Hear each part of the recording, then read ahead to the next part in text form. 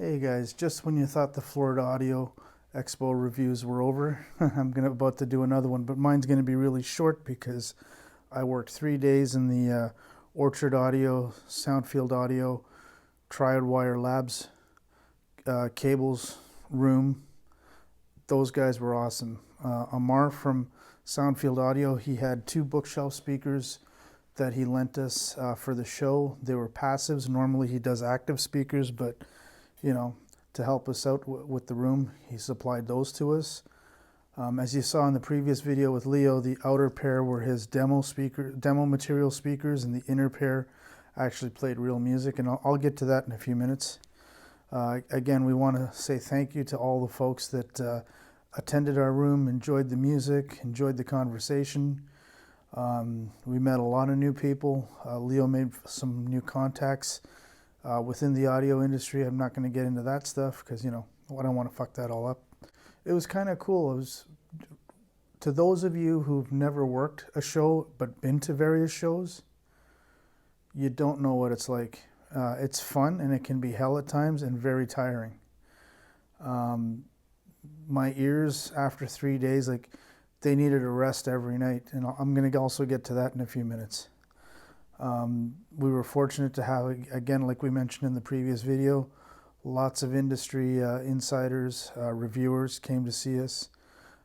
In the hallway Friday morning, it's funny, you go to these audio shows, you don't know who you're going to run into in the hallways.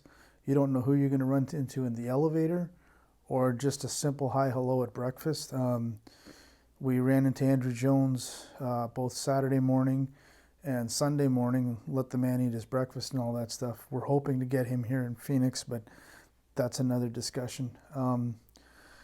So yeah, Friday I met Doug Schneider in the elevator on the way up after breakfast, and sure as shit, he came and checked us out in 502 early Friday before he was still fresh.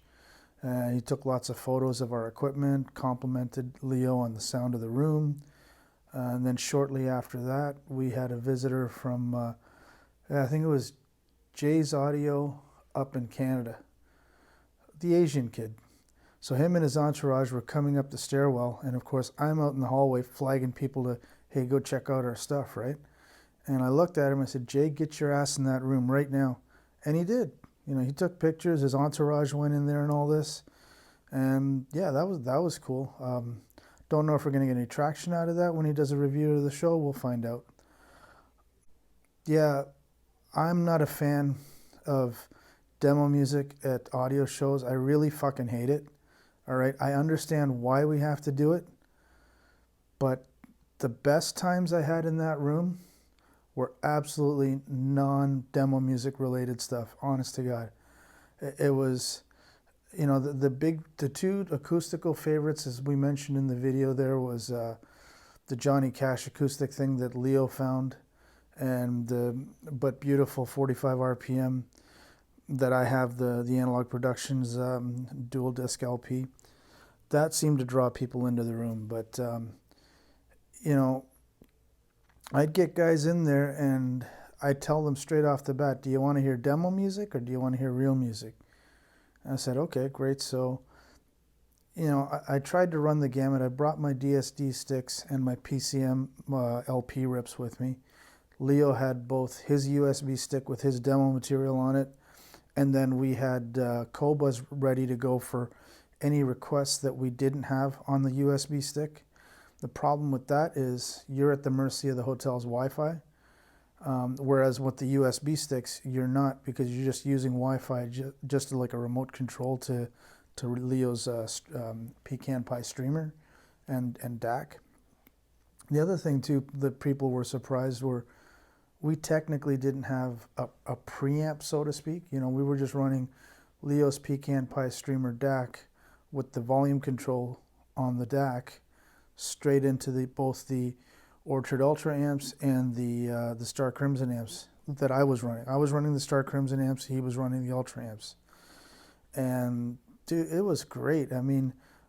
There was one time, I think it was Friday, late in the afternoon, these two dudes came in.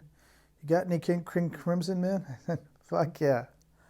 So I started playing 21st Century, and they're like, nah, can you go to track? Sure. So we go into, I Talk to the Wind, which leads into Epitaph. And I think after that, some other old dude came in there. And no, that's right. I played, it was 3:30 in the afternoon, and I said, fuck it. I put on Harry Nilsson's 45 RPM Mobile Fidelity Coconut. And we just had a good laugh in there. There was about maybe 6 or 7 people in the room. And nobody, it's late in the afternoon and everybody's slowly starting to wind down. And I've played this fucking Harry Nilsson song. And then some old bastard comes in there. I know he's not buying an amp or a streamer from us. I know that for a fact. The fucker tells me to turn it off. I can't stand this shit. I forget what he wanted. I think it was some demo track that Leo had that he wanted to hear instead or whatever. So I'm like, yeah, okay, fine.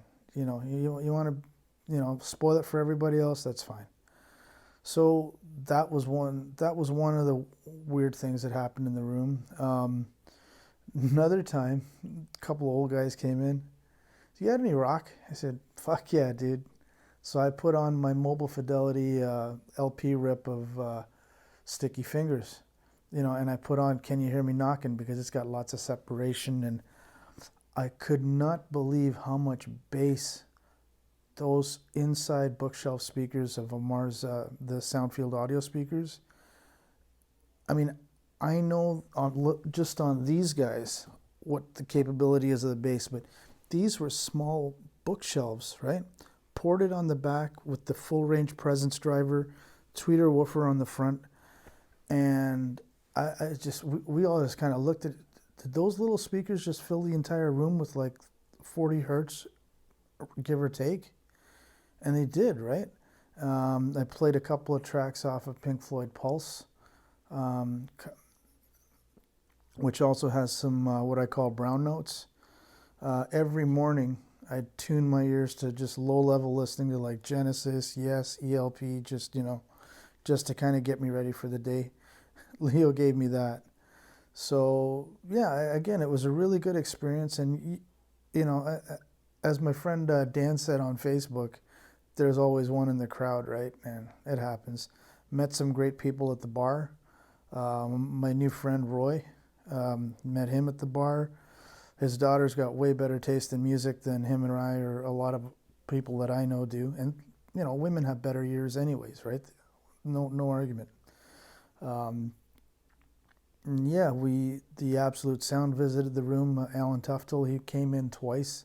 He came in Saturday to evaluate the system. Then he came in again Sunday just to check it out and have another listen, Don't know what's going to come out of that, but hey, as usual, Leo and I have been scoping the YouTube channels for the last couple of days to see if we've got any honorable mentions. Not yet, except on my channel, of course, but hopefully. And so, yeah, again, my third audio show, first time being on the other side of the fence, and it's fucking hard work. That's all I gotta say. It's fucking hard work. So that's the Orchard Room, Soundfield Audio, and Triode Labs cables room.